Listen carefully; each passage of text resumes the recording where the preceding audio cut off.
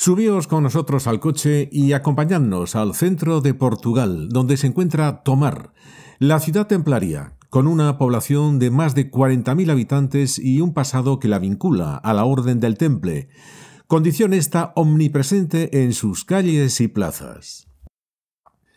Comenzaremos por las joyas de Tomar, el castillo templario y el convento de Cristo.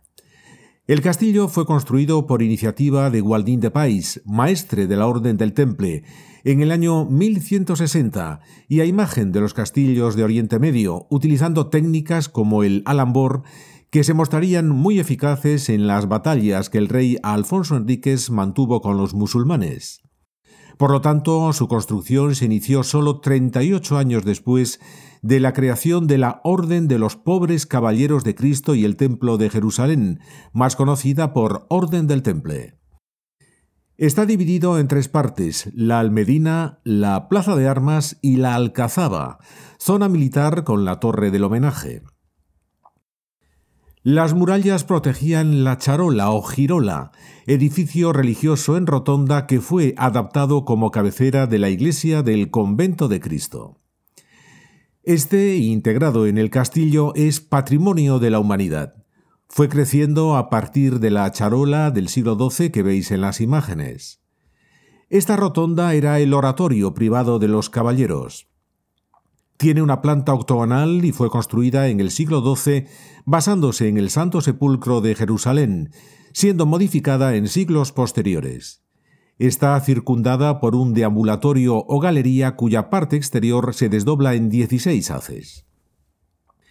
El interior de la charola tiene 8 lados, probablemente por el carácter simbólico del número 8 que se asocia a la resurrección.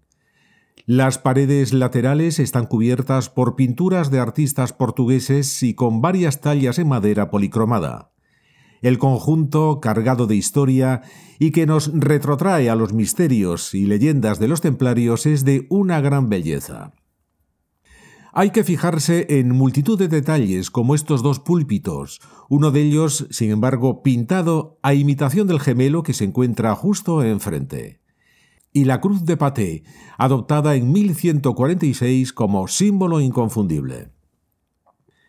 A partir del siglo XIV, una vez que en Portugal la Orden del Temple se transformó en los Caballeros de la Orden de Cristo, continuaron los monjes guerreros alojados en este convento, que fue residencia del infante don Enrique, quien además mandó construir 2 claustros. De la época de don Manuel I y de su hijo don Joan III quedan la iglesia y los claustros quinientistas. El claustro principal fue construido por Felipe II, que precisamente fue proclamado rey en Tomar. Hoy se pueden visitar dependencias como el refectorio, con una muestra de una vajilla de la época, las grandes cocinas con su horno, el almacén con las tinajas en las que se guardaba el aceite y el pasillo con las celdas que ocupaban los monjes. Mención aparte merece la Janela do Capítulo, más conocida como Ventana Manuelina. Es obra de Diogo de Arruda y es el mayor ejemplo de decoración manuelina de todo Portugal. Se esculpió de 1510 a 1513 a partir de las raíces de un alcornoque que se encuentran sostenidas por el busto de un capitán. En los laterales hay 2 mástiles con motivos vegetales marinos, además de cadenas y cuerdas de las que Portugal era el principal fabricante. Está rematado por la cruz de la Orden de Cristo y con los emblemas del rey Manuel II. Hay que recordar que, a diferencia de otros países europeos, los templarios fueron exonerados en Portugal de las acusaciones vertidas contra ellos por el Papa Clemente V y por el rey francés Felipe IV el Hermoso. No en vano, el propio Enrique el Navegante y Vasco da Gama eran templarios. Aún así, se transformaron en la Orden de Cristo en el siglo XIV. En el convento se expone también una muestra de trajes del siglo XV, algunos de ellos influidos por la moda española del momento. Descendemos del castillo al centro de la ciudad de Tomar para pasear por una de las amplias zonas verdes. Una de ellas es la del islote de Montchaum. Allí se encuentra esta noria, memoria de la presencia árabe en la ciudad. Esta rueda de agua, que data del siglo XVI, tuvo un importante papel en el riego de las zonas de cultivo y hoy en día es una de las imágenes icónicas de Tomar. Este parque de Monchón es fruto del ensanche de la ciudad en tiempos de don Enrique, al haberse mejorado las márgenes del río Navón, lo que permitió ampliar la parte antigua de esta villa templaria. Es una zona muy agradable para pasear o hacer deporte por los senderos que discurren en los márgenes del río. El Puente Viejo o de Don Manuel II nos devuelve a las calles del centro urbano sin que perdamos de vista las murallas del castillo. No muy lejos se encuentra el Centro de Interpretación Templario, en donde diversos paneles nos cuentan la historia de la ciudad y un vídeo recuerda la importancia de la Orden del Temple, no solo en Tomar, sino en la península ibérica, ya que participaron en la reconquista de varias ciudades españolas, entre ellas Sevilla y Jerez de la Frontera. Paseando por la calle Serpa Pinto dejamos a un lado el Café Paraíso, inaugurado en 1911, y la pastelería Estrelas de Tomar, donde os aconsejamos que probéis las riquísimas fatías, un dulce de huevo bañado en almíbar. Recrearos además con las bonitas casas de esta calle principal que desemboca en la Plaza de la República. En el medio de esta se levanta la escultura de Gualdín País, el fundador de Tomar, con la Cámara Municipal o Ayuntamiento a sus espaldas, y enfrente el templo de San Juan Bautista, la iglesia matriz. Se asienta sobre una estructura del siglo XII.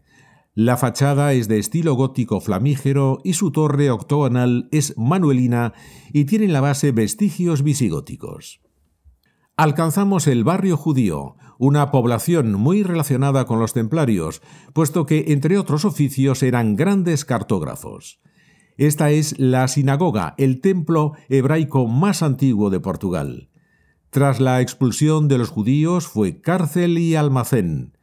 Hay que fijarse en los cántaros de las esquinas, cuya misión era mejorar la acústica, ya que no estaba permitido que los rezos pudieran ser escuchados desde la calle.